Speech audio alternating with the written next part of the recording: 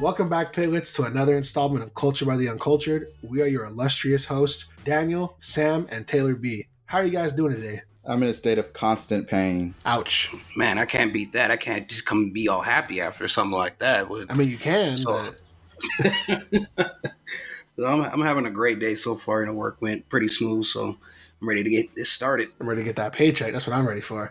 Anyway, though, so right off the rip, let's kind of just dive right into it, right? There's a whole lot of police activity going on, a lot of negative things in the news. First and foremost, let's talk about Tatiana Jefferson, I believe is her name. She was killed in Dallas in her own apartment. It's a super negative story. It's similar to the Botham Jean case, except for the police officer didn't just go into a random home. The police officer was actually conducting a Health and welfare. health and wellness check. Yeah, health and welfare check. And upon doing so, ended up taking the life of this young woman. His name is Aaron Dean. He actually ended up resigning from the Fort Worth Police Department before they were even able to fire him. Evidently, the chief of police over there said that he had intentions to fire him later that day, just never got around to it, and Aaron ended up deciding to resign. Later on, he ended up getting arrested regardless, and now is being held in a Tarrant County jail. What are you guys' thoughts on that? Like, we hear these stories all the time, and like it doesn't really ever get. I don't want to say it gets easier to hear, but it's almost like it's not as like, what's the word? Like phasing. It's just like fuck. Like they just keep killing us. They just keep killing us. Like what's going to change? When is it going to change? When is it going to be different? Yeah, I feel you. I like the media. In this instance, there was no two sides from major media outlets. It was pretty much, what is this guy doing? Yeah. Like, you're there for a health and welfare check. All you're supposed to do is make sure ain't nobody dead inside the house or the place is not getting robbed. I understand, front doors open, lights are on, but if I was robbing a house, I wouldn't leave the front door open and the lights on. Yeah. That's not what you do if someone's getting robbed. In this case, he saw her through the window while going around his house, didn't announce himself as the police or anything, just fired in her mom's home while she's supposed to be checking on her nephew. And then it's reported that he looked in the house to, see if she had a gun to try to justify it. Nowhere near a weapon. So he murdered her, and he's going to get what he deserves, hopefully. Yeah, that doesn't really make sense for him because in the video I saw, it was from the cam on his suit. He went up to the window. So it was just like, if the door was open, why were you at the window? Didn't really make any sense to me from that. And then they were saying that he had already had his weapon drawn out like immediately for a health and wellness check. Like what gave him the spook? What gave him the heads up to say, hey, I'm just going to pull this gun out immediately before I even knock on the door, before I even see, if anything's actually going wrong inside this house. And a lot of people are talking about it could be just the implicit bias of being in the wrong neighborhood, you have a white cop going into a black neighborhood, they might feel afraid. They might have these certain biases, certain stereotypes in their head that they have ingrained in them. So that's why they have to feel the certain way to pull out their gun so early. I remember they were talking to the former assistant chief of police, and he said you could never really take that away from people, even through their training. So I really have no idea what was going through his head at this point. A little devil advocate moment. I get it. It's 2:30 in the morning. It could be anything, but still, just go check out the house. If there's no signs of a forced entry or anything like that, there's no reason to go straight to lethal. It's not necessary. You could have yelled something out. Had your partner go around the house to block off the backyard door. There was a door there. While you stood in front, announced yourself and waited for a response before you did any of that mess. It's just little things like that. But, I remember as soon as it happened, the first thing that was being put all over Facebook is like, look, it just goes to show we're not even safe in our own homes. The neighbor who thought he was doing a good thing of, hey, the front door's open, lights on, I just need someone to come check on my neighbor just in case. He feels like he should never call the cops. Yeah, because she would still be breathing if he would not have done that. Yeah, that'd be a super traumatic experience to just call for health and welfare just to make sure your neighbor is alive. Because obviously, if you're doing that, one would think that you care about your neighbor. Hey, I don't know what's going on. Haven't heard from him in a couple days. It's really quiet over there. It's usually making some noise. The door's been open for like the last 3 days. Like, something weird that you want to call for your neighbor to make sure they're okay. Even if you heard something, maybe, oh, they were shouting going on over there. Can you just make sure that they're okay? So then they go check now they're dead. And it's just like, now you got to live with that. Like, that person is probably still living there and it's just like, fuck, dude. Like, Yeah. that person is just living there thinking, oh man, like I just got her murdered. And I didn't want that. I wanted to make sure that they were okay over there. That was not my intention at all, was for them to die. Yeah. It was to make sure that they were okay. The exact opposite, But I mean, This is why I think personally that before you are a police officer or you have any type of weapon that is put into your hands, you should have to go through at least some sort of psychological test and scenario based testing to make sure that you won't just get to the scene and the first thing you do is pull out your gun. I get it. You need the police force, but also you have to make sure the people you're picking are prime candidates to actually work where they are. I also believe if they don't live in that neighborhood, why should they be walking around or policing that neighborhood in particular? I get it. If there's no cops from that neighborhood, there's no chance. But if you got, I don't know if there's any on that police force, but if you have people from that neighborhood or a sister neighborhood right down on the other side of tracks or some shit, have them patrol what they know, where they know the people, that they're not afraid of the people they're supposed to be protecting. I could agree with that, but I was thinking about that too as well as we're going through the story. But that could actually be a conflict of interest too, because the cop could be dirty and he could just be walking around letting things go because it's his neighborhood, and stuff like that. So I get why they probably don't do that, but at least it should be of the same race. I would say like blacks should be going to blacks. I don't think whites should be going to black neighborhoods and like that, just because because there could be a stigma somewhere in there. Well, the only problem I would see with that is like if you're making like a race thing, then it's like that's gonna really mess up like the inclusion of like white cops talking to black kids and black cops talking to white kids or white people, so that would mess up that whole like relationship, I guess. But the same thing, like I know when my uncle passed away a couple years ago, the cops came, of course, just because I guess it was necessary, and he explained to us like he lives in the area and stuff like that. This is his hood, this is where he's from, and I thought that was a good thing, just because instead of like thinking of it as they could be corrupt, they could be letting things go. Yes, but that's always going to be a factor regardless of where you're at. If a cop's corrupt, they're going to let things go if they get like paid for it or something,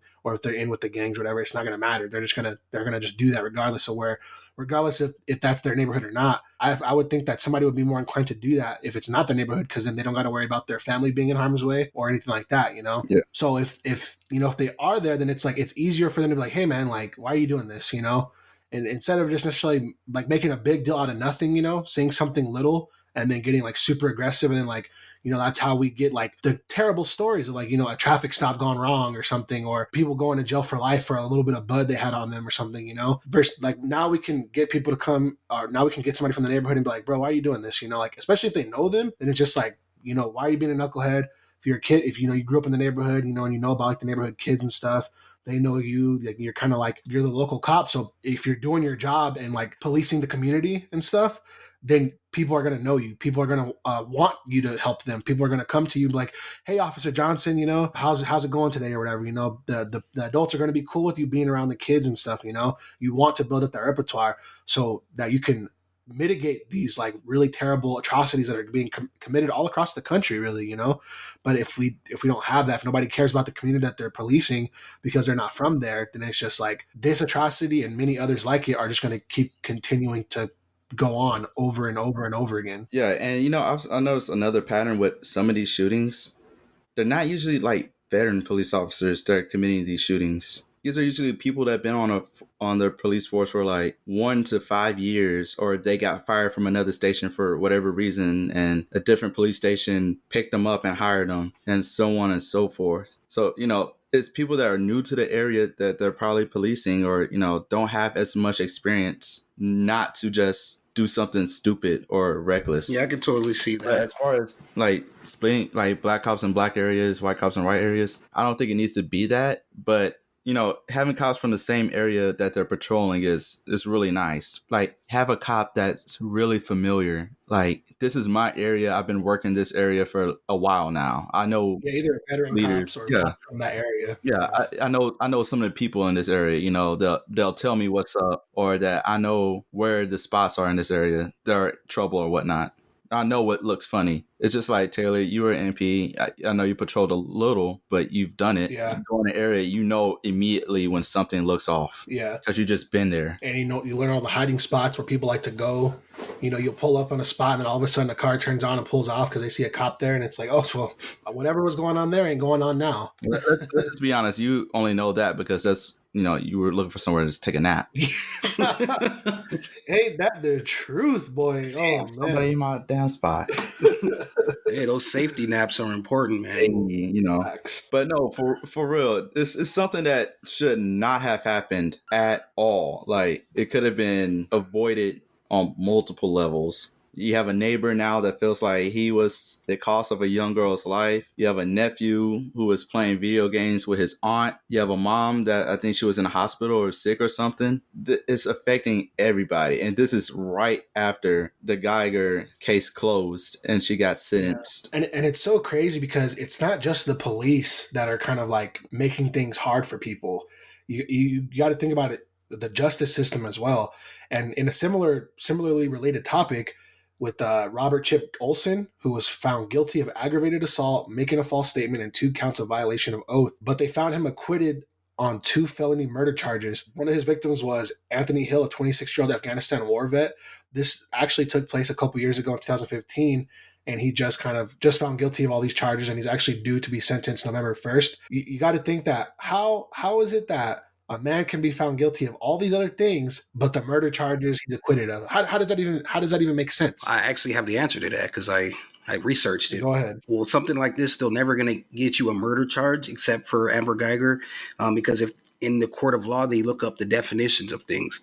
So if you read the definition of murder, it's kill someone unlawfully and with premeditation. So if they can prove that it was whatever the killing wasn't premeditated, then they'll never get a murder charge. But I thought premeditated murder was a whole separate charge in and of itself, though. Yeah, that is a separate charge. But when you actually looked up murder, it had it all split up into different ones. But I guess it puts it all together as if in order to murder someone, you have to have it premeditated. Well, I guess premeditated is like kind of like you've been planning on it. Yeah. Like, I'm going to kill this dude Thursday. Murder, like, you have to go in with the thought of I can shoot somebody or I can kill this dude. Yeah. It don't have to be a specific time frame. It could be me showing up to a house and you piss me off and I'm like, you know what, I'm going to shoot this dude in the face. Right. And I wait a little bit and then I shoot you in the face. Right. That makes sense. Of that. That's what the difference is between, in the Amber Geiger case. You can definitely see the steps are like, oh, she definitely had to plan this because she had to get into the house and whatnot. But as far as these 2 gentlemen, there's no evidence that says, hey, there's other steps he could have taken and this and that. There's no proof that he premeditated any of this, so they can't actually give him murder, but they can give him like the manslaughters and stuff like that. They can totally give him all of those. That's fucking crazy. I had no idea. But I mean, you learn something new every day. But I mean, even with that, it still goes to show you how messed up our justice system is, because now we're doing stuff like that. We're pulling out definitions, and I guess if the book definition doesn't deem that this fits the criteria, even though like all I thought murder was somebody getting killed by somebody, like, because there's no other word for it, like manslaughter. Took his life. I guess manslaughter. Yeah, you can think accidental manslaughter. I didn't mean to kill this dude. Just have him by accident. I didn't mean to kill him. I was just trying to hurt him real bad. Or like vehicular. Yeah, that too. See, that's what I always thought manslaughter was, because that's like a serious accident. Like you're construction worker, something like that. Like you're moving something, you didn't see the guy, dang, you killed a manslaughter. A freaking motorist accident. You killed somebody like that, manslaughter. But shooting somebody, I mean, like you shoot people to wound them or to kill them. So it's like, is that not deemed murder? You don't even shoot people to wound them. Like you're supposed to shoot to kill. Yeah. Anytime you pull out your gun, you better might as well just go ahead and kill them, because it's going to be worse if you don't. For real. Well, that's my other gripe with these 2 cases is that these are trained police officers. I had a conversation with Brandon about this, I think a few months ago, actually, where I was saying, do they not know how to aim? Do they pull out their weapon? Do they have to shoot to kill every time? Can't they just shoot somebody in the leg? They're going to go down either way, especially if someone is naked and they have no clothes on. There's nowhere for them to hide any type of a weapon. There's no way they can even have a weapon on. They were unarmed and anything like that. It's like, how can you not just shoot someone in the leg and be like, okay, he's down? Nah, what if I miss? This is literally how it's explained. Anytime I aim and shoot my weapon, I'm not just responsible for the person I'm shooting at. I'm responsible for everything That backdrop too. behind them. So if I aim at your shoulder or at your leg and I miss, and somebody's in their living room chilling eating a sandwich and I hit them, I'm responsible for that. Mm. I'm responsible for if it ricochets and hit a kid that's riding his bike. So anytime you pull it out, that's why they say aim big, miss big, aim small, miss small. It's not big isn't in your chest. You aim big, you aiming for like their head, like something boom, I know I can take them out with this shit. You aim for their chest because it's a bigger target. It's harder to miss. And it's lethal force. It's not guns aren't pulled out in the rules of engagement or in escalation of force until the end, because that's lethal force. Everything else is less than lethal or should be less than lethal, depending on unless you pull out a taser and they have like a heart problem or something and they have like one of those gizmos and the taser zaps them, then in that instance, then of course, obviously that was lethal, but that's like extenuating circumstances. But for most instances, like a dog is less than lethal, pepper spray is less than lethal, a taser is less than lethal, the baton is less than lethal. For most instances, there's obviously like an abuse of power when it's like, for example, like Rodney King, when there was like 20 cops jacking that one guy up, then it's like, okay, that's obviously an abuse of power, or like more force than necessary. But like one-on-one, if I'm like communicating with somebody and they're doing stuff like a guy pulls out a knife, well then now I got to up the ante. I'm not going to meet him. I'm going to escalate this now because I need to be one step ahead of him, Yeah, but then that doesn't make sense too, as far as this situation with Anthony Hill. He was naked he was naked and had no weapon on. That is why did he go straight to the gun instead of maybe picking up a baton? You don't want a naked man running towards you, do you? Well, I'm not at that moment. If it's me, I'm not gonna pull out the gun. I'm like, no one's gonna pull out the gun. And like, most sensible people. It depends on like the situations. Like even just like thinking about it in trainings, it's like if I have a partner right there and the guy's butt naked, I don't want him to run at me, but I'm like, I'm gonna think if it's me and Sam, I'm going to be like, we can take a guy that doesn't have nothing on him. But then you also got to consider like, so what if this guy's on drugs and you don't know? Yeah. Like he's freaking out already. So like it could be he's having a mental illness, but what if he's on cocaine? What if he's on something that's making him like Superman? Yeah, you can't tase the meth head. Yeah, so now it's just two of us and it's like I think in my head, we got him. Let's just go hands on.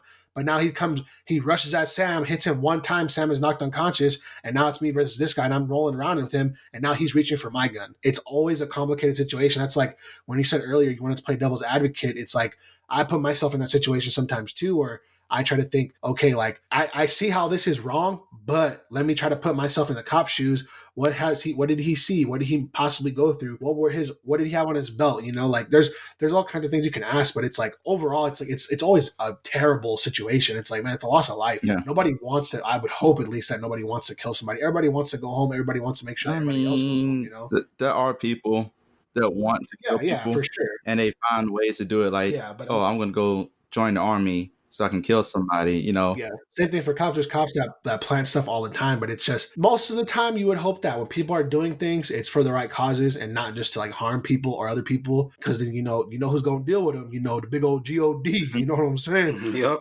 But aside from that, though, I would hope that most people who are joining the police force are doing it so they can just help the community, stop bad things from happening, put bad people away that need to go away. They don't want to put them in the ground. They want to take them to jail, hopefully and possibly make them rehabilitate and, be able to be a productive member of society upon releasing, which is a whole nother conversation in and of itself. Police, the justice system, and then like the detentions facilities, it's like all that stuff is like separate topics. And it's just like, but it all goes like hand in hand when it comes to like dealing with criminals. It's like police are bad. The justice system is bad. Freaking prisons are bad. But it's like at the end of it, if you make it through all that crap, then it's like you get pooped out and nobody cares about you. Well, I mean, if the Crips and Bloods would do their job, it'd be pretty easier for the cops. You were do what you were created to do in the first place. Amen. But we gotten so far away from that generation, the kids don't know really what that shit's for anymore. Yep. They don't realize the Crips were to protect their neighborhoods, to keep their neighborhoods safe, to make sure Miss Sue down the street got groceries for today.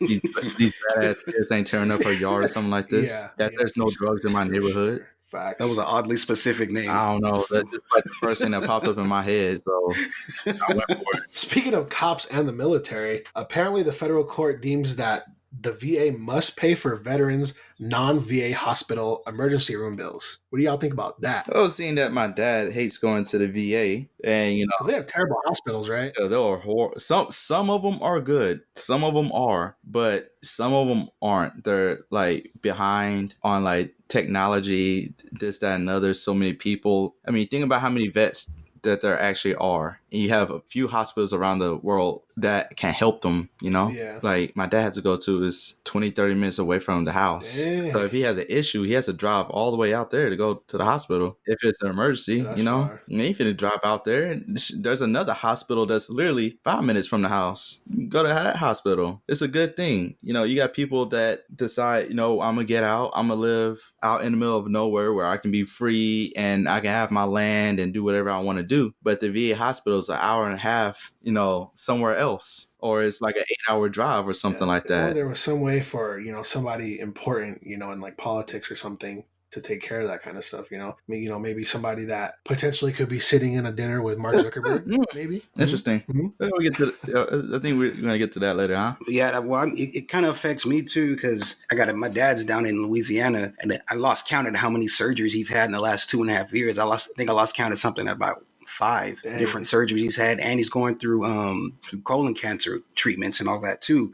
So and then he'd had to take a helicopter ride because the VA, the closest VA hospital, the specialist that he had to go see was like in the next county, or he had to go across a state line or something like that just to go see the doctor from the VA. And I was telling him, I was just like, well, he has to go to the VA because it costs so much outside of the VA to do any of these treatments for him. Like he wouldn't be alive today without the VA, from what he's telling me, because the VA took care of so much. But that's why I like this. Anything outside of the VA, he would have no child. Crazy. It's stuff like that. Just simple things like that. Like, why did it take Obama to have to sign something in action to say that TRICARE was going to be taken everywhere? Think about that. It took till the present day, you know, present era, for TRICARE to be acceptable everywhere. You know, the VA people going to the VA have burnt themselves in front of the VA. They've had a VA whose top floor collapsed because they still file things by paper a few years ago. VA doesn't answer their phones. Some veterans feel like they mistreated at the VA. There was a video on Facebook. An old man walked in, opened the beer, sat down, started drinking it. It's like, let's get ready for this shit show. You know, it's stuff like that. It's, if there's a closer hospital, a closer ER, I feel that people should be able to go to that, and TRICARE should cover it. Yeah. They always say life, limb, or eyesight. It's like, but what if I'm in an area where the hospital is just a clinic and they can't really do anything? Why do I have to have a referral to go, hey, I having these constant migraines? All right, I think I have to write your referral. It's going to take 3 to 4 days. Hey, doc, I can't move my right leg. Well, we'll see what we can do here, but we might have to end up writing your referral. Or you might have to go to this VA hospital over across state lines. They're the only ones that can help you. These guys serve their country, whether they've been to combat or haven't been to combat. They deserve the best healthcare that we can afford to give them as a nation, not individual states. Yeah. You take care of your own, because that's the promise you made to people when they raise their right hand, to be taken care of. We've come such a long way with veterans and veteran benefits, but I feel like, of course, you know, we still have such a long way to go, and, you know, hopefully in the future things get even better, and it's just kind of like, you know, looked at like, you know, just take care of veterans, period, when it comes to hospitals, you know, so that way, you know, there's no discrepancies or, you know, having to travel so far and, you know, jump through all kinds of hoops, you know, and, you know, paperwork and all this, you know. But hey, man, you know, hopefully, like I said, hopefully things get better, and it'll take time, but, you know, I'm sure we're going to get there eventually. You know, a lot of people in this country, they really care about the veterans and you know, how they are, and care about spreading awareness, you know, so it's going to get better one way or another, and sooner, hopefully, rather than later. Yep, hopefully. Many people that do care about it, the same amount of people don't, which is the scary part about it too. Oh yeah, absolutely. Last but not least, unfortunately, it looks like we have some more bad news. I think a congressman passed away. Sam, you want to take Representative Elijah Cummings passed away this week at the age of 68. Yeah. 68. That is fairly young. Yeah, fairly young. He has some health issues. He had an operation last week, and you know, the older you get, operations start becoming more and more troublesome and whatnot. And he passed away from Baltimore, Maryland. You know, he's one of the few politicians that actually live in the inner city, or as he describes it, the inner inner city with the same people that he represents, so he can go home and actually see how his people are doing and ask what's going on. He was one of 5 to segregate a pool, which he said they were throwing rocks and bottles and spitting at him and whatnot. And of course, That's all they wanted to wild. do was actually swim. One of the first black people representatives in Congress set marched with Dr. King as a young man. This is a good representative. He's one of the most well-respected people in Congress on both sides. And it's just sad to see, excellent leadership pass away. I was gonna say, you talking about a politician living in the inner city reminds me of a story years ago. I think I have it right here. The mayor of Chicago, Jane Byrne, took the unusual step of moving into one of the housing units at Cabrini Green, which is in Chicago. It was basically a super notorious housing complex, and guys would like go from one building to another, snipe, sell drugs, do all kinds of stuff in those buildings. And I think she was there for a couple days. She was only there for a couple days, not even a full week, if I'm not mistaken. And everything shut down because she was there. It was like her presence made it so that she didn't have to worry about, she didn't have to worry, or nobody had to worry about crime, anything. Nobody had to worry about like sitting on the floor because bullets were flying and stuff. And then when she just up and left, everything resumed as normal. And it's crazy thinking that, like, for whatever reasons, politicians really have the power to make things happen. Well, good politicians, yeah. I mean, politics works by the people voting. So if I'm a good politician, I go home, I'll talk to my constituents, and I'm like, yo, what is going on that you need me to help you fix? Boom, bam. They tell me, I go up there and I try my hardest. I get some things done, and I show them I'm trying to help improve everybody. The people will love you. There'll be no complaints. Yeah. They're going to make sure you're okay. Ain't nothing finna happen to you. They're going to try to make the neighborhood a little bit better, because they trust and they love you and they see that you care about them. But if you got politicians that, corrupt, don't give a shit, they get their money and they're like, damn, I'm going to go buy a $1 million mansion away from all these people. These some hoodlums, heathens, I'm out. Yeah. And you leave your city and you just start taking money from corporations. I get it. You need a little oomph underneath you to help you. But people notice stuff like that. And that's what makes citizens angry. Yeah, for sure. But he paved the way for a lot of things and a lot of people loved him. I'm pretty sure there's a lot more that hated him, but hey, he got the work done that he needed to get done and it shows. Yeah, especially if both sides, agree that you're a great person. It means you were doing something right, I would assume. You weren't just placating to your side, you weren't just placating to the other side, that you kind of met in the middle and you were like, let's find a solution that helps everybody, including my community. So I can applaud him for that. I'm really going to miss him speaking, though, because he sounded like one of the old school Southern pastors. Oh, like Pastor Wilson? Nah, not like that.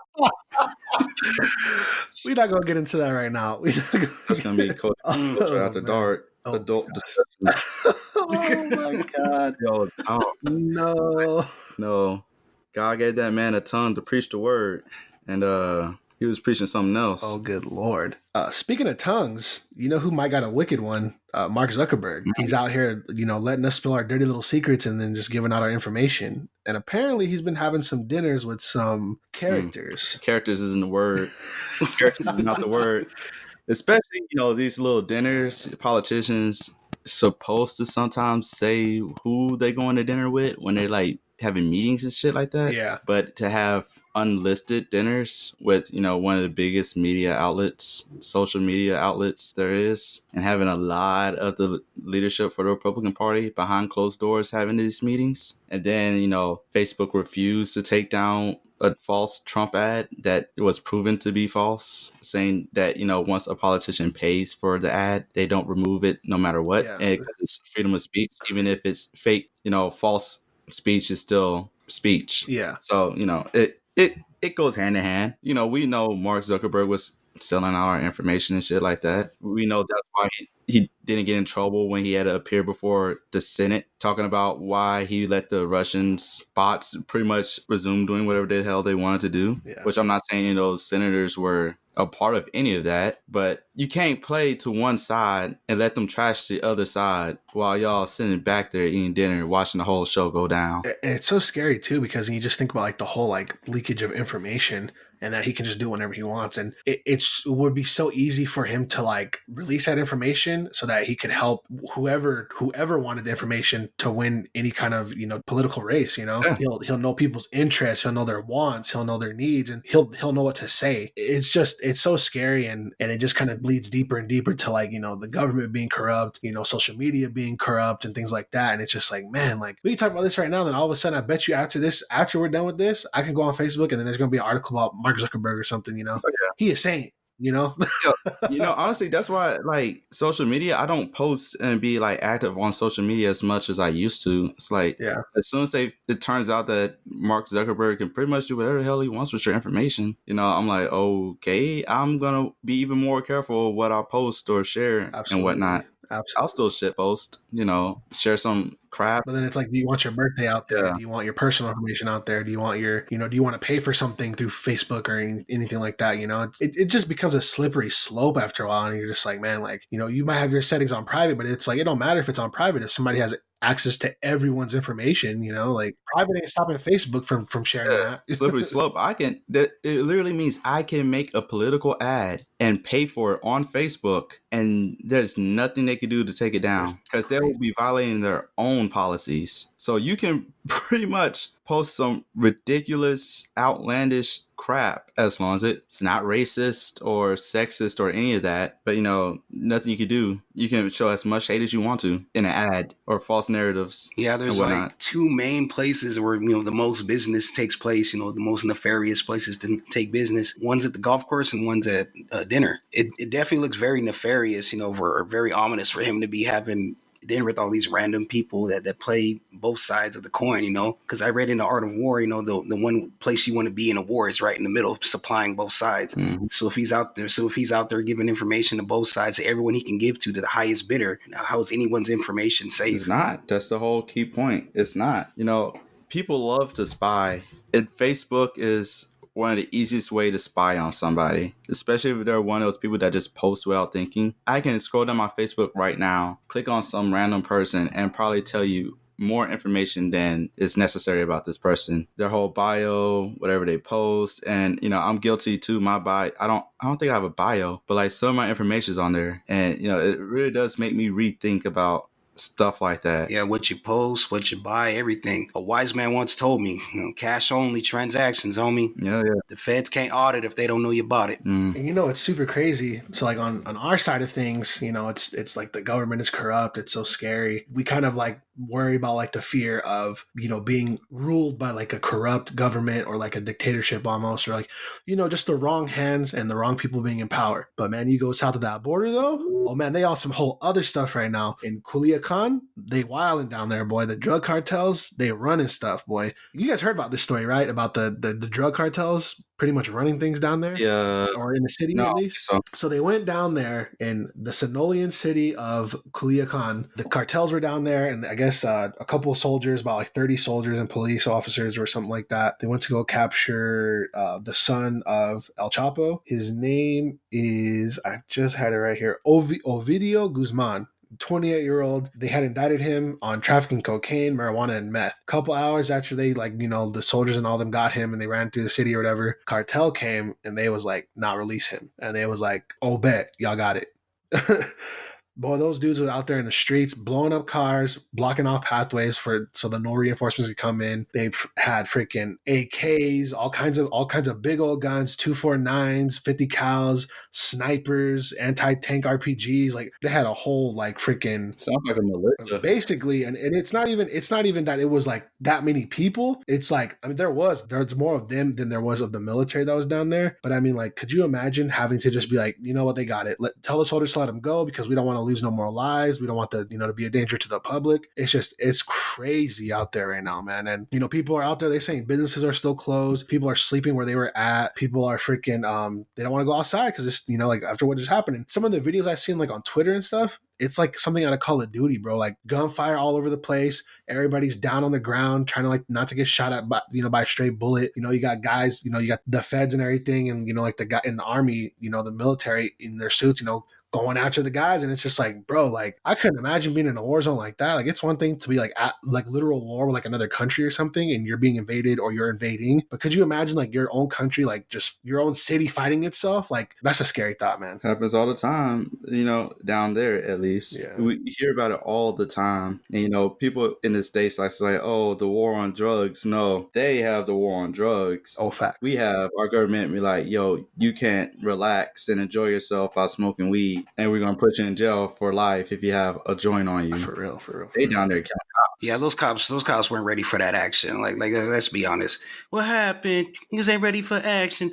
It was because I feel like you always hear the stories that they've been spending this whole time trying to catch people at the border, trying to cross over, taking bribes from tourists coming down there. They wasn't really ready for that heat down there. They had their little pistols out there, and when these guys are pulling out weapons from the MIB closet, Men in Black closet, and over here. So I can definitely see them being like, no, we're not ready. We want to sacrifice any of our lives for this one person, even though we really want this one person. We'll probably catch him again somewhere down the road. Let's just let him go for now. Let's cut all the collateral damage out now. Yeah. I mean, what are you supposed to do when the people you're trying to stop pretty much are like own individual armies? Yeah. You're going to take down one cartel just for another one to rise. Yeah. And the U.S. war on drugs is directly linked to these cartels too. I hope y'all know that. Oh yeah, I mean, just smuggling things over the border and stuff like that. I mean, that where do you think? Ain't nobody growing that stuff out here, So they're talking about cocaine, weed is some of their biggest things. Well, one, I think it was like 60% of people were like, weed's not bad that were voting in the U.S. So one, if you make that legal, it'd be less trafficking because people could just buy it legally. Oh, for sure. Now, cocaine, that's kind of like,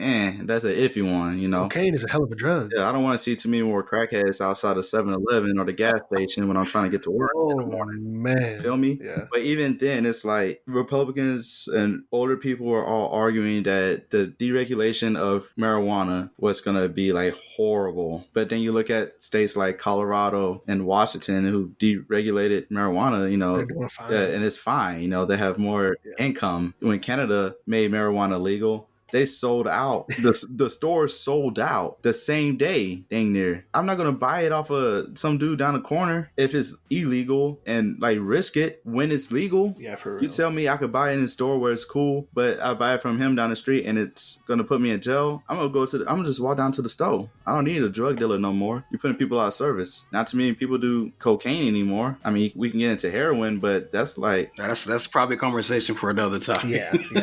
So that about wraps up this episode. This has been another installment of Culture by the Uncultured. Don't forget to follow us on Instagram, Facebook, Twitter at Culture by the Uncultured. That's one word. Also, don't forget to follow us on Apple Podcasts, Spotify, SoundCloud, and subscribe to us on YouTube. That's multiple words. Rate us on Apple Podcasts, 5 stars, and leave us some comments on YouTube. Also, be sure to visit our website, www.culturebytheuncultured.com. Catch you guys next time.